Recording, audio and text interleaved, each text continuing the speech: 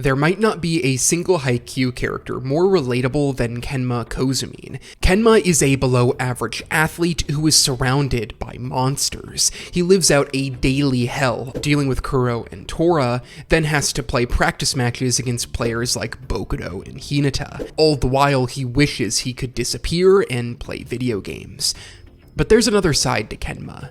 You see, he has a monstrous side of his own, as his indifference towards the game often translates into dispassionate strategy meant to crush opponents. Kenma is Nekuma's brain and arguably their most important player. He is also a paradoxical character. He hates moving but will do so within reason if it can give his team an edge. He wants to defeat his opponents, but not enough that he fully commits to training his body. Kenma is Furadate's knight for the common people, a player who has immense value to his team despite his lack of athleticism, offering the reader a different view into the value of sports. Kenma has always been a character more interested in general strategy than volleyball itself. Most of us are unwilling to sacrifice everything for a sport. We have other things that we're interested in, but that doesn't mean we can't find value in participating. Kenma is a player who is never going to go pro or play past high school. He isn't the loudest or the strongest, but finds pleasure in playing when the game gets difficult. He never fully cares about the outcome of the game, and because of that, he's able to read in-game situations with more clarity than most players.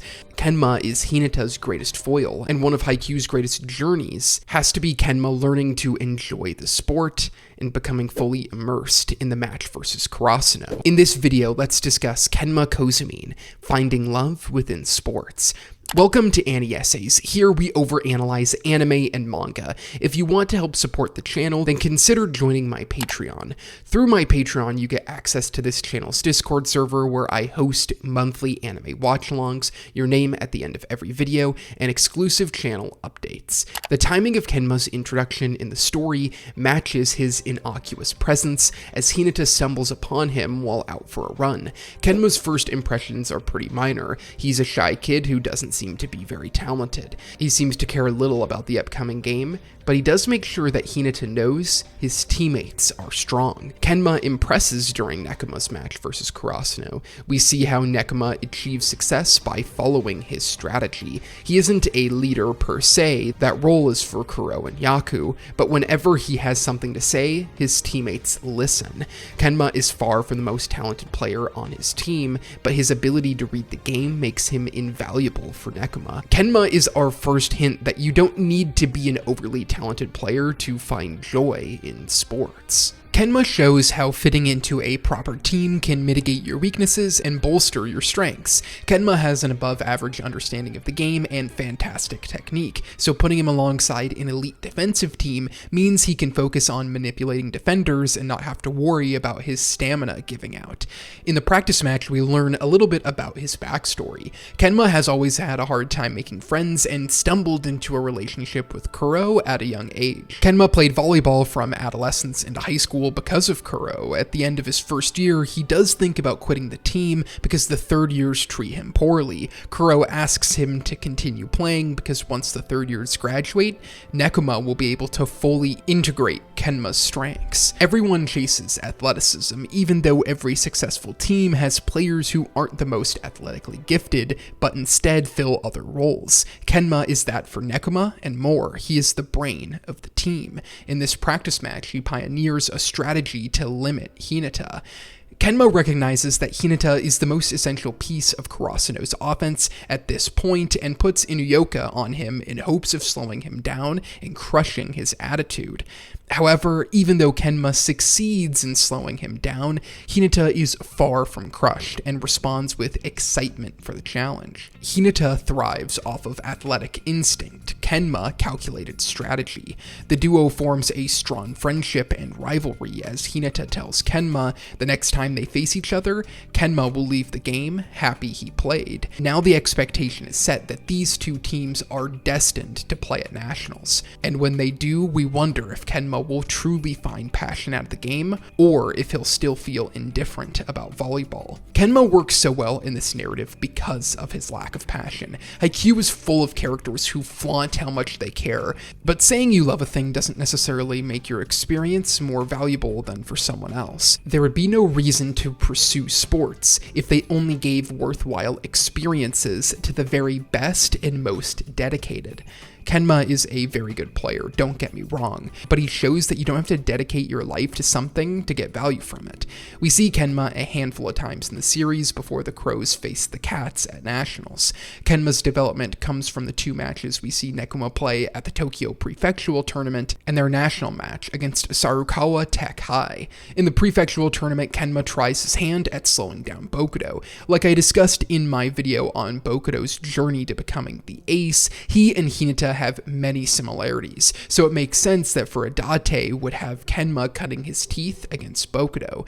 Kenma takes on 2 challenges in this game. After noticing Bokudo has been unusually successful with his line shots, he enacts a strategy to bait Bokudo into foregoing crosses and is tasked with calming Lev down. Kenma's strategy works perfectly, baiting Bokudo into a few too many line shots until Kuro gets a block. He calms Lev down by making sure he remembers his technique and telling him that he still has a long way to go until he's as good as Hinata. In the end, Kenma is outdone by Akashi and his ability to get Bokudo back on his game. Akashi and Kenma are 2 setters similar to each other. Both are reserved and lead their team strategically.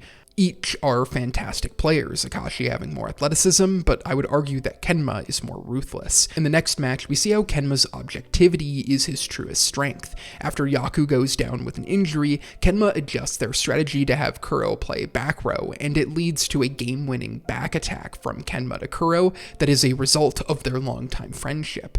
Kenma's connection with his teammates allows for him to try plays that are outside of his normal attributes, a thought process that is usually reserved for more out there monsters like Kageyama and Hinata, but Kenma is willing to give it a try because his trust of Kuro runs so deep. Kenma plays setter for the team that embodies the most pure example of connectivity, and his willingness to play outside of his norm comes at Nationals when he takes a step for his team. In the match versus Sarukawa Tech, we take a look into Kenma's past for what will be the 2nd time out of 3 in the series. Here we learn about Kenma's relationship with Tora. Tora is all about flash. He works hard and then works some more. Anytime he fails, he chalks it up to needing more guts. Then he would have been successful. He and Kenma clash as Kenma looks for any way to slack off. Like most people, when they first see Kenma, they see a lazy non-athlete, and Tora looks down on him because of that.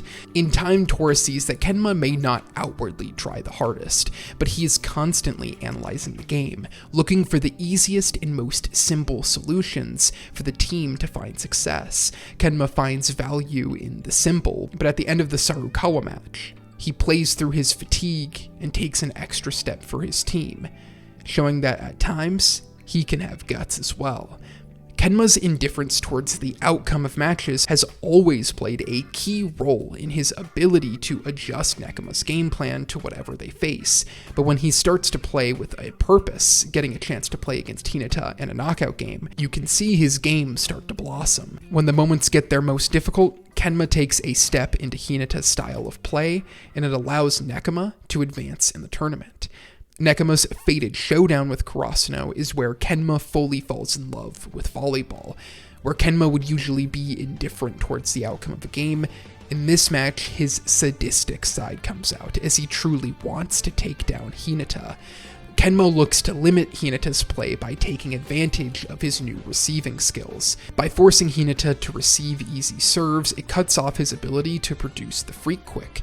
The best part of volleyball for Kenma is facing new challenges. He relates sports to playing a video game. At first, when you reach a new level, it may seem impossible, but all it takes is a little practice for you to understand what needs to be done to complete it.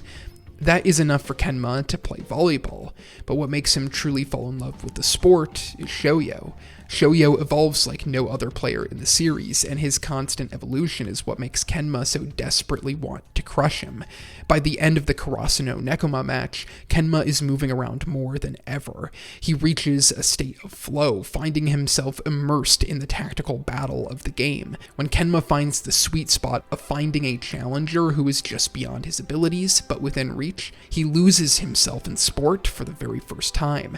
Kuro introduced Kenma to volleyball. Despite Kenma's hatred of getting tired and sweating, he stuck with the sport and became a setter on Kuro's recommendation. Despite his lack of athleticism, Kenma has one thing in his favor outside of his mind: his technique. He picks up on things incredibly easily, and because of that, he has the perfect skill set to be a setter. In his final match of his second year of high school, Kenma and Nekoma fell to Kurasuno. On the final play, Kenma lost control of the ball because of the sweat on his hands. For once in his life, he pushed himself far beyond his limit and gave his all to the game. He then thanks Kuro for introducing him to volleyball, and says that he had fun playing the game. Hinata's declaration in that first match coming true. Kenma is a very good player who has great technique and an ability to analyze the game that is unmatched. He may not be the most athletic player, but that doesn't matter as he still provides value to his team in other ways. If we only look for the same kind of players, then we'll never be able to make breakthroughs. I am sure there are players like Kenma everywhere, but instead of being empowered by those like Kuro and Nekomata, they are disregarded in the way that the third years originally tried to do with Kenma. Embracing the things that make us unique is how we find true evolution. Kenma was never going to go pro, nor did he ever really care if Nekoma won. He found satisfaction in simply leveling up his skills and finding strategies to limit opponents.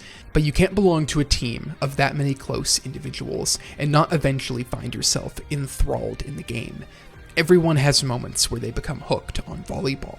For Kenma, it comes when his skill and mind is pushed to the limit by the non-stop evolution of a crow. You might never play another game, but that doesn't matter, for if you live in the moment, you will become stronger. Eventually, you'll look back on those days and think, I'm so glad I learned to play. Kenma is like so many of us, a player who doesn't want to break a sweat or work overly hard, but also has a drive within him to break opponents. For every player like Kenma, there is value to be had in competition, even if it took an orange-haired freak to bring out his love of the game. Thank you so much for watching this video. I hope you enjoyed it. I really wanted to talk about Kenma with the new movie coming out, and be on the lookout for a video on Kuro as a companion piece to this one. If you enjoy my videos and you want to support the channel, the best way to do that is by joining my Patreon. Of course, you can hop along with our watch-along that's going on right now. We're watching Haikyuu Season 4, but it's a great way to support me and also join the Annie Essays community through this channel's Discord server. So thanks again for watching, and I hope to see you in the next one.